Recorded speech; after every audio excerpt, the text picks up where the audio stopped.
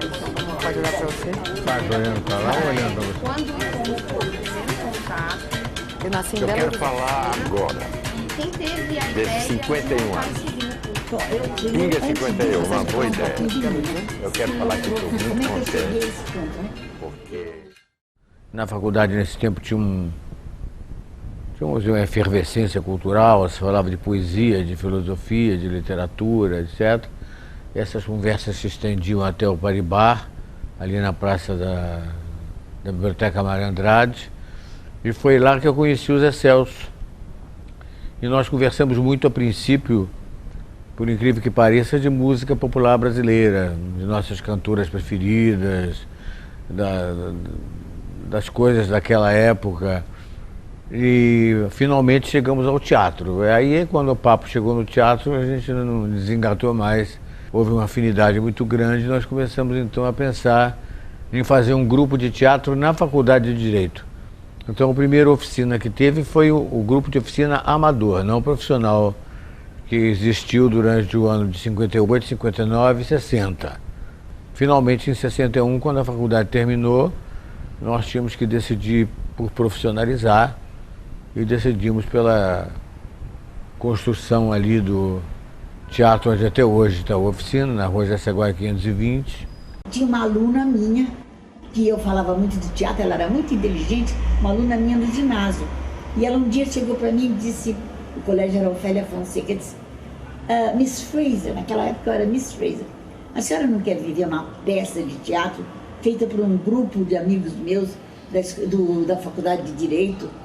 A peça chamava-se Vento Forte para Papagaio Subir, né?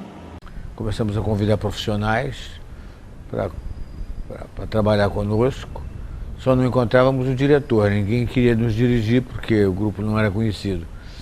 Mas aí eu botei o Zé Celso na roda, falei, não, você vai dirigir. Aí eu fui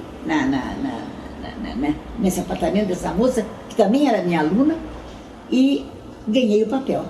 E um mês depois, estreiei no Festival de Santos e ganhei o prêmio de melhor atriz. Sabe como era o nome do autor? José Celso Martinez Correia.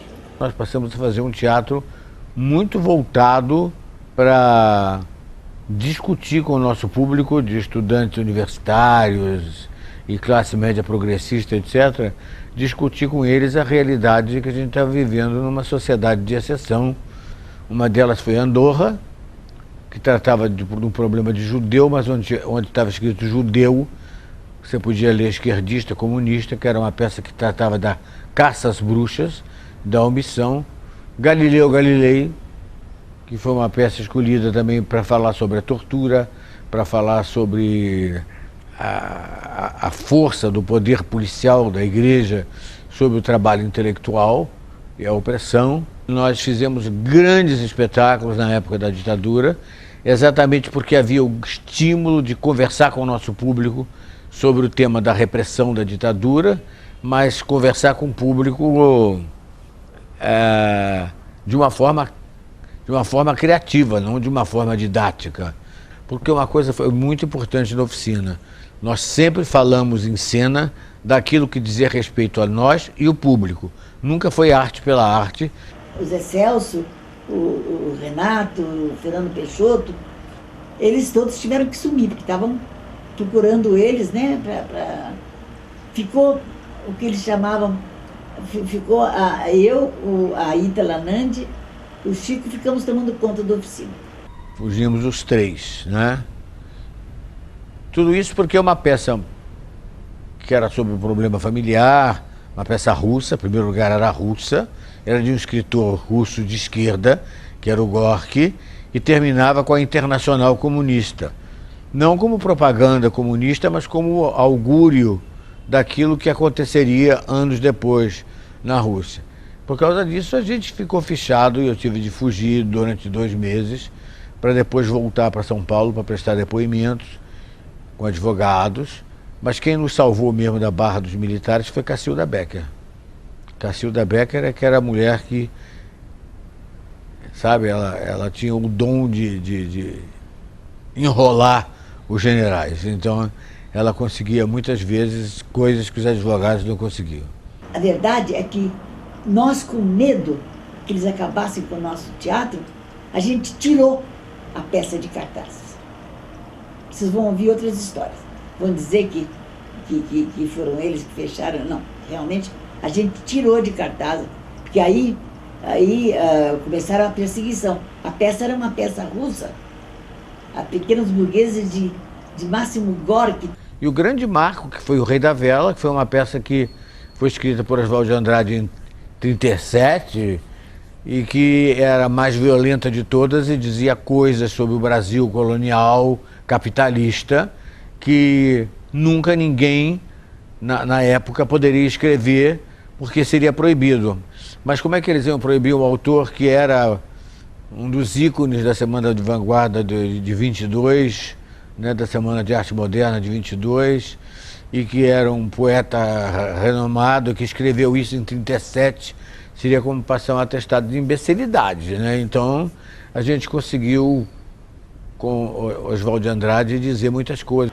Aí, o Zé Celso e o Renato trouxeram um dia, lá no Rio, nós estávamos lá no Teatro Maison de France, vieram ler O Rei da Vela, de Oswald de Andrade. Eu achei o fim da picada. Eu achei uma coisa tão chata. Estou confessando, né?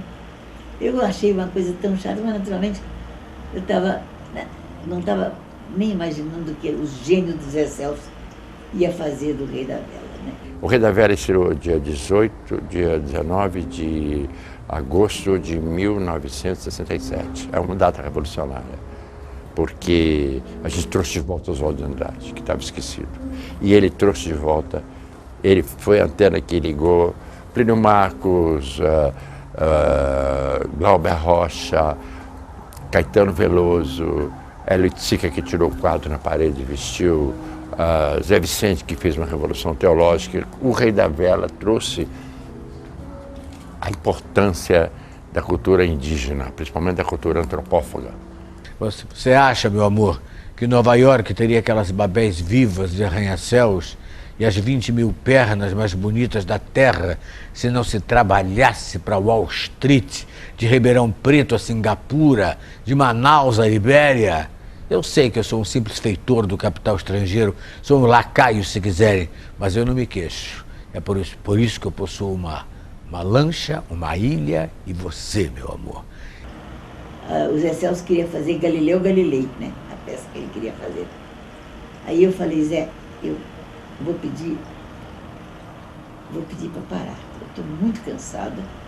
Nós construímos 2 teatros, essa viagem e tudo. Aí o Zé Celso olhou para minha cara e disse, você não vai voltar. Eu falei, claro que eu vou voltar, não. Eu vou voltar, nós dois resolvemos. No momento que nós chegamos em casa, Boal, que era do Arena, me telefona para convidar para fazer uma peça com ele.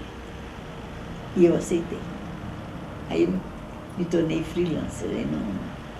Aí a segunda parte da oficina eu já não tomei parte. Né? Quando a oficina começou a dar mais valor a um trabalho que era um trabalho mais de happening, um trabalho de uma dramaturgia construída mais a partir de uma interação entre nós e o público, e que era uma influência muito definida do Living Theatre, que teve aqui, e que deixou essa marca em cima da gente, e que eu discordava profundamente, porque eu era o ator da oficina que fazia o Rei da Vela, que fazia o Galileu. Eu gostava da fábula, da dramaturgia, dos autores, não é? E a destruição disso, que houve um momento que a oficina chegou a declarar em cena que a palavra está morta, o personagem está morto, entendeu? O teatro como tal está morto. E propunha então toda uma outra coisa com a qual eu não concordava. Eu tentei fazer, tentei ficar, mas realmente era visceralmente contrário. E aí fui procurar meu próprio caminho. Quando eu cheguei lá não tinha ninguém, só tinha o Zé Celso. Antes de eu entrar aqui, me disseram, você vai para a oficina, cuidado. Cuidado, porque você vai ter que usar drogas, você vai ter que fazer orgia, você vai ter que dar o cu. As pessoas diziam como se fosse um monte de... não sei o quê. Tanto é que a primeira leitura que eu tive na casa do Zé, acabou a leitura, eu falei, e agora? E agora? Vai começar a orgia? Porque não começou, foi todo mundo pra cozinha, comer pão com mortadela. Assim, eu falei, gente, cadê? Eu achava que era uma coisa. No Grupo Oficina, com o Zé Celso e o Grupo Oficina, eles radicalizaram esse ponto da política e da moral e da liberdade, e todas as liberdades individuais, todas elas. Direito a fazer sexo, direito a ficar pelado. Primeiro nu foi feito lá na oficina, né? Direito a ficar sem roupa, ficar não sem roupa, fazer sexo, não fazer sexo. Direito a falar o que quiser falar sobre o regime, direito a dizer o que o regime era, o que o regime não era, que eles eram fascistas, que o regime era fascista, que o regime torturava pessoas. Direito a ter no teatro qualquer pessoa para entrar ou para sair. Direito a drogas, direito a tudo. Liberdade total.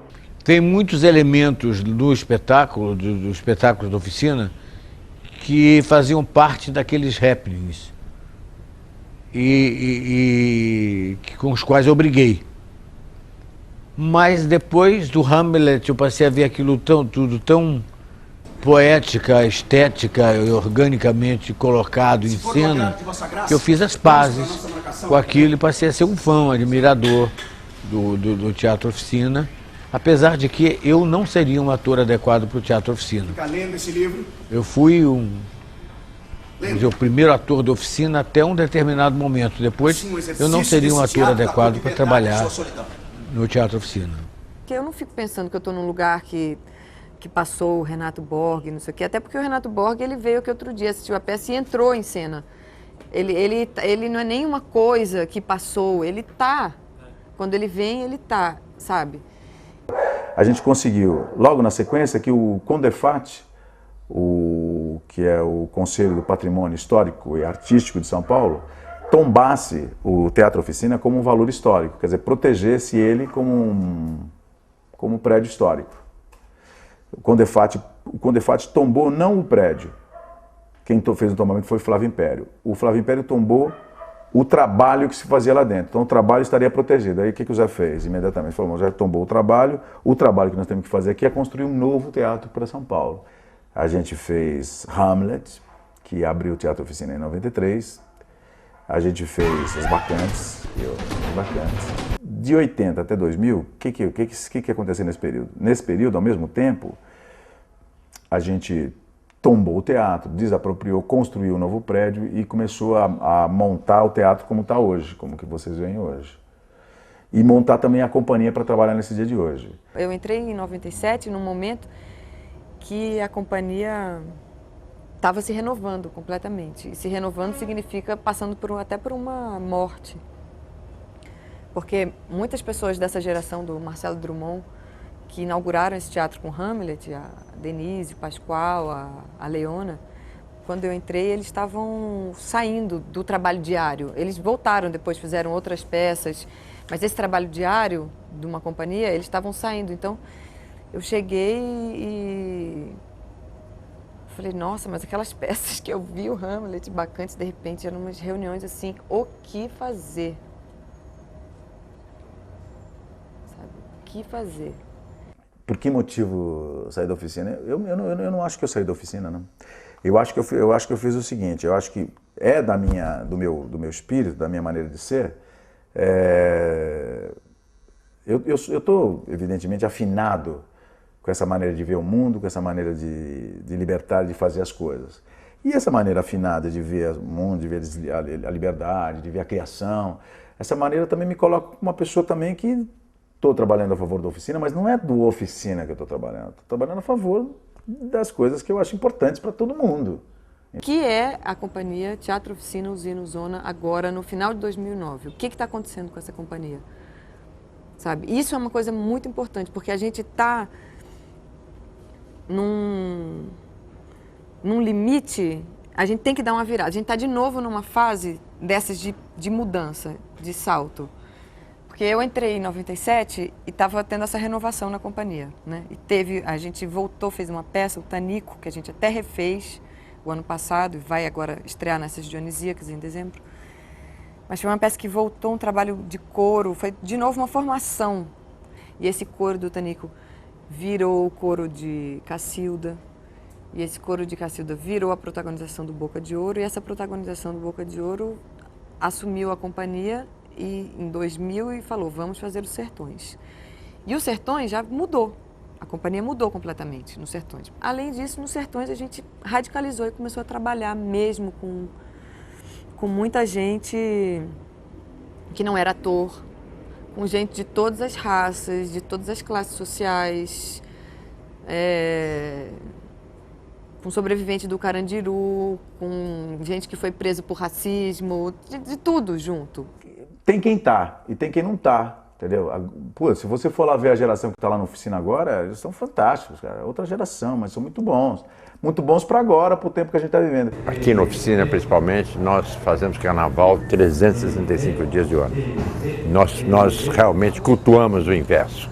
Transformamos o inverso tabu em totem. Carnavalizamos nossa vida. Que o povo brasileiro está numa ascensão cultural muito grande, que veio do carnaval, que veio da antropofagia, que veio dos índios, que veio do culto africano dos seus ancestrais, que permitiu que nós tivéssemos uma cultura contemporânea. O Zé está num momento maravilhoso, ele está passando a bola. Ele está passando a bola, assim, a gente tem que ser muito esperto, porque ele está passando. Porque existe a tecnologia que passa, mas existe a cultura oral que passa, existe, a gente tem que, sabe, eu acho que a gente tem que espelhar muito nele, nos ouvidos dele, nos olhos dele, para continuar, para continuar trabalhando, para continuar criando, para inventar outras coisas. Eu não sei o que vai ser, mas tem que ser. Quando um homem, um poeta, um artista toma o poder, a cultura está na mão do homem, está na mão do artista. E a cultura, para nós agora, é o mais importante. Porque não é a economia que é a infraestrutura. Eu discordo de Marx, porque Marx entende capital. E tem de indivíduo também, mas na teoria ele estudou foi o capital. Mas a infra é a vida.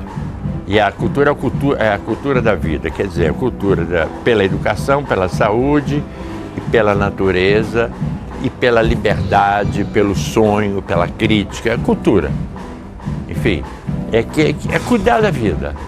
E nós aqui cuidamos muito bem da vida e tentamos potencializar o ser humano, não é para isso. Nós não queremos dar emprego, nós queremos dar trabalho, criação, que a pessoa ganhe dinheiro e ao mesmo tempo ela se realiza como ser humano, né? É isso.